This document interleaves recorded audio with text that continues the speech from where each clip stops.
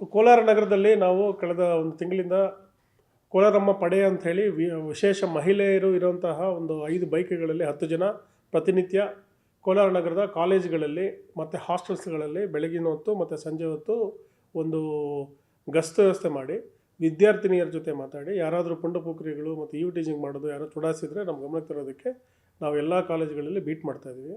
ಅದೇ ರೀತಿ ಸಂಜೆ ಹಾಸ್ಟೆಲ್ಗಳಿಗೆ ಹೋಗಿ ವಿದ್ಯಾರ್ಥಿನಿಯರ ಹಾಸ್ಟೆಲ್ಗಳಿಗೆ ಹೋಗಿ ಅವ್ರನ್ನ ಮಾತಾಡಿಸಿ ಅವ್ರಿಗೇನೋ ಪರ್ಸನಲ್ ಸಮಸ್ಯೆಗಳಿದ್ದರೆ ಅಥವಾ ಕಲಿಕೆಯಲ್ಲಿನ ಸಮಸ್ಯೆಗಳಿದ್ದರೆ ಅವ್ರ ಕಾನ್ಫಿಡೆನ್ಸ್ ಮಾಡೋದಕ್ಕೆ ಮತ್ತು ಅವರು ಧೈರ್ಯವಾಗಿರೋದಕ್ಕೆ ಒಂದು ವ್ಯವಸ್ಥೆನ ಮಾಡಿದ್ದೀವಿ.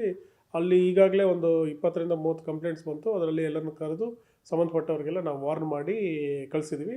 ಮಹಿಳೆಯರು ಅಥವಾ ವಿದ್ಯಾರ್ಥಿನಿಯರು ತುಂಬ ನಿರ್ಭೀತವಾಗಿ ಕಾಲೇಜಿಂದ ಬಸ್ ಸ್ಟ್ಯಾಂಡಿಂದ ಕಾಲೇಜು, ಕಾಲೇಜಿಂದ ಬಸ್ ಸ್ಟ್ಯಾಂಡ್ ಎಲ್ಲಿಗೆ ಹೋಗಬೇಕಾದ್ರೂ ಸಹ ನಿರ್ಭೀತಿಯಿಂದ ಹೋಗಬೇಕು. ಯಾರಾದರೂ ಆ ಥರ ಕಂಡು ಬಂದರೆ ನಮ್ಮ ಕೋಲಾರಮ್ಮ ಪಡೆ ಅದು ಒಳ್ಳೆ ಅವ್ರಿಗೆ ಪಾಠ ಕಲಿಸುತ್ತೆ.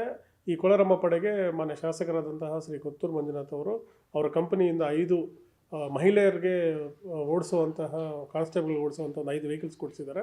ಅದರಿಂದ ಈ ಗಸ್ತು ಸಾಧ್ಯ ಆಗಿದೆ. ಇನ್ನು ಮುಂದೆ ಇನ್ನೂ ಎಲ್ಲ ತಾಲೂಕು ಪ್ಲೇಸಸ್ಗಳು ಸಹ ಇದು ಮಾಡೋದಕ್ಕೆ ನಮಗೆ ಯೋಚನೆ ಇದೆ. ಅದೇ ರೀತಿ ಕೋಲಾರ ನಗರದಲ್ಲಿ ಈಗೆಲ್ಲ ಪಾರ್ಕ್ಗಳಿದ್ದಾವೆ. ಸರಿಯಾಗಿ ನಗರಸಭೆ ಮೇಂಟೈನ್ ಮಾಡುವಂಥ ಪಾರ್ಕ್ಗಳಲ್ಲಿ ಈ ಪುಂಡಪೋಖರಿಗಳು, ಕೆಲಸ ಇಲ್ದವರು, ಈ ಗಾಂಜಾ ಗಿರಾಕಿಗಳು ಅಥವಾ ಏನಿಲ್ದವರು ಸುಮ್ಮನೆ ಮಲಗೋದು, ಪಾರ್ಕಿಗೆ ಬರೋರನ್ನೆಲ್ಲ ಕಿಡ್ನಾಪ್ ಮಾಡೋದು, ಇದೆಲ್ಲ ನಮ್ಮ ಗಮನಕ್ಕೆ ಬಂದಿದೆ. ಹಾಗಾಗಿ ನಾವು ಅಂತರಗಂಗೆ ರೋಡು, ವಾಲ್ಮೀಕಿ ಉದ್ಯಾನವನ, ಅಂಬೇಡ್ಕರ್ ಉದ್ಯಾನವನ, ಕುವೆಂಪು ಉದ್ಯಾನವನ ಮತ್ತು ಈ PC ಎಕ್ಸ್ಟೆನ್ಷನ್ನು, ಬೈರೇಗೌಡ ನಗರ ಎಲ್ಲೆಲ್ಲಿ ಪಾರ್ಕ್ಸ್ ಇದೆಯೋ ಆ ಪಾರ್ಕ್ಗಳಲ್ಲಿ ಸಹ ನಾವು ಬೆಳಗ್ಗೆ ಮತ್ತು ಮಧ್ಯಾಹ್ನದ ಹೊತ್ತು ಸಹ ನಾವು ಬೀಟಿಗೆ ಕಳಿಸ್ತಾ ಇದ್ದೀವಿ. ಅಲ್ಲಿ ಯಾರಾದರೂ ಅನುಮಾನಾಸ್ಪದ ವ್ಯಕ್ತಿಗಳು ಬಂದರೆ ಅವ್ರಿಗೆ ಠಾಣೆಗೆ ಕರ್ಕೊಂಬಂದು ಏನು ಕಾನೂನು ಪ್ರಕ್ರಿಯೆ ನಡೆಸ್ತಾ ಇದ್ದೀವಿ. ಒಟ್ಟಾರೆ ಸಾರ್ವಜನಿಕರು ನಿಮ್ಮ ಕಂಪ್ಲೇಂಟ್ಸ್ ಏನಾದಿದ್ದರೂ 112ಗೆ ಮತ್ತು ಸ್ಕ್ಯಾನ್ ಮಾಡಿ ಅಥವಾ SP ಕಚೇರಿ ನಂಬರ್ಗೆ ನೀವು ದಯವಿಟ್ಟು ಕಾಲ್ ಮಾಡಿ ನಾವು ಕೋಲಾರ ನಗರವನ್ನು ಒಂದು ಸುರಕ್ಷಿತವಾದ ಒಂದು ತಾಣವನ್ನು ಮಾಡೋಣ.